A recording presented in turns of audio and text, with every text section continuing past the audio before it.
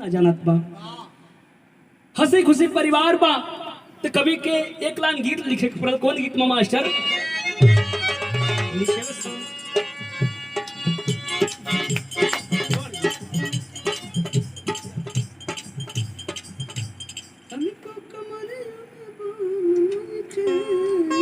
किया जाए सर?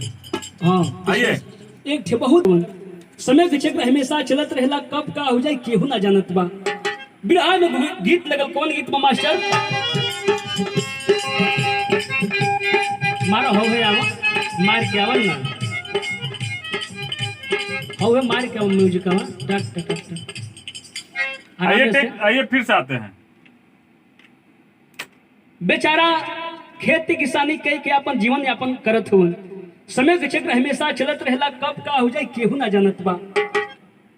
यहीं से आना है। ठीक बा। समय के चक्र हमेशा चलत रहेला, कब का हो जाए केहू ना जानत बा। बिरहा में वो गीत लगल। कौन गीत में मास्टर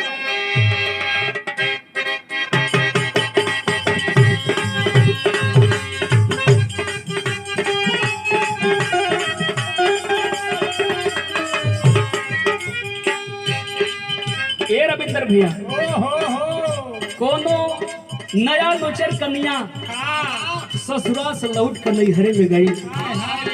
ओखर सखी सले हर के हेर जली से कली सकी काहे सखी तू बढ़िया से सुहाग रात मनल हन। अरे जीजा खूब कह के मानत रहन खूब खैला ह।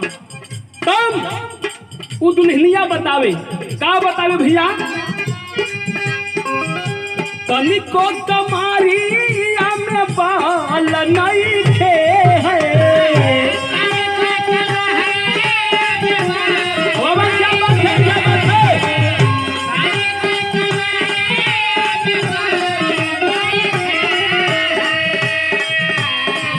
पानी देने लायक चपताल नहीं खे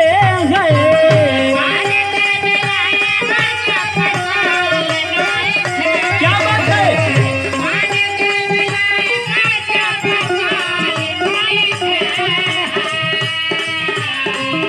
तनिको कमारी में बाल नहीं खे पानी देवे लायक चपताल नहीं खे। कैसे बताई बात सखिया कैसे बताई बात सखिया रे बात नहीं खे। कैसे बताई बात सखिया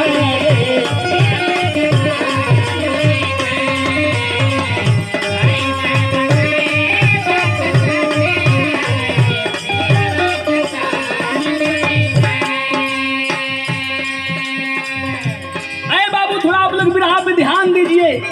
कवि जो परिवार के दिनचर्या को प्रभाव लिखलन का दिनवा गरीबी में गुजार रहले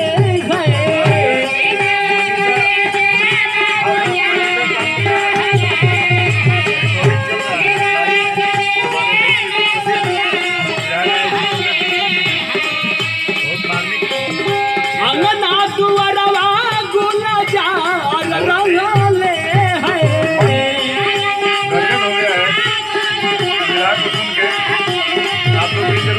प्यार दीजिए इनको सबको, पूरी टीम को, हमारी टीम को।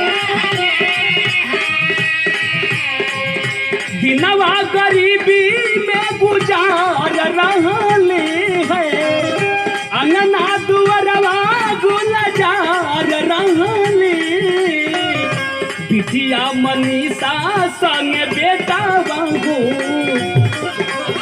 बिटिया मनीषा साथ बेटा बाबू साथ अंदर दुलारी रहले।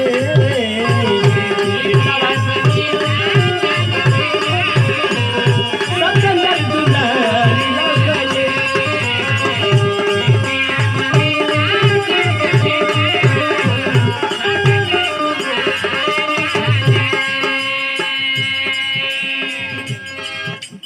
अरे बाबू बेटावा बिटिया मनीषा साथ बेटवा हो सतेंद्र दुलार रहले।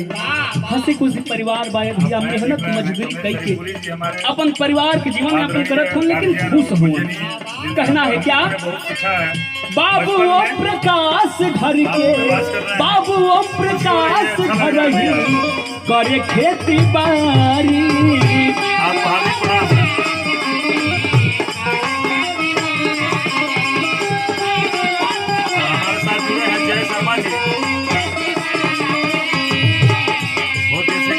रहले संभारत पूरा, रहले संभारत पूरा घर के जिम्मेदारी।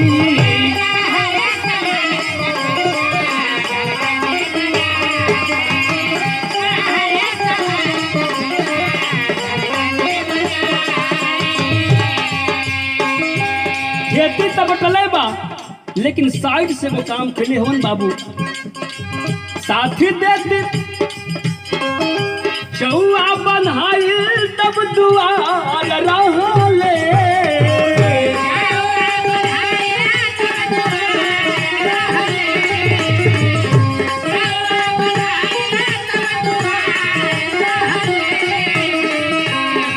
साथ देता पूरा परिवार रहले है।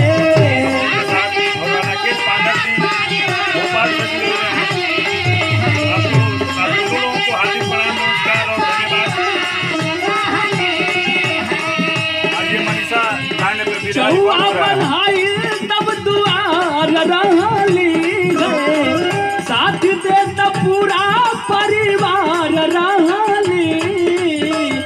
बिटिया मनीषा साथ बेटा बाबू साथ अंदर दुलारी रहले। बिटिया मनीषा साथ क्या बात है।